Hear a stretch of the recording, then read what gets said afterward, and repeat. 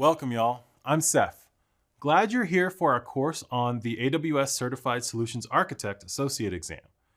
Before we start diving directly into the content, I wanted to take this time to help you understand the focus of this certification and what it provides. And I know many of you are already aware of the benefits of becoming an AWS Certified Solutions Architect, and that is why you're here. But to make sure everyone's on the same page, I wanted to talk about this certification. To start, this exam is intended for individuals who perform a solutions architect role and have 1 or more years experience designing highly available, cost-efficient, fault-tolerant, and scalable distributed systems. The certification validates your ability to design and implement systems on AWS, highlighting your capacity to incorporate resiliency, high performance, security, and cost optimization. While preparing for the exam, you will dive into designing resilient, high-performing, secure, and cost-optimized architectures. During the exam, you'll be asked to complete tasks like evaluating the design and implementation of multi-tiered and highly available architectures, utilizing scaling for compute and storage solutions, identifying cost-effective solutions, and more. I know that sounds like a broad range of topics, and you may be wondering about how you would begin to prepare and assess your abilities for the exam, but that's why you're here.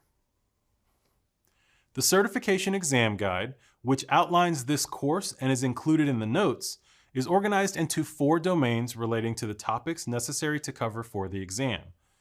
Designing resilient architectures is covered in domain 1.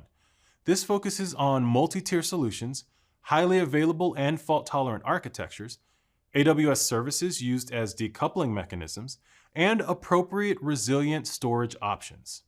Domain 2, which is about designing high-performing architectures, will guide you through identifying elastic and scalable compute and storage solutions and selecting high-performing networking and database solutions. Designing secure applications and architectures is covered in domain 3.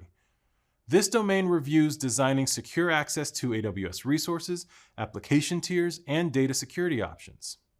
The 4th and final domain focuses on designing cost-optimized architectures.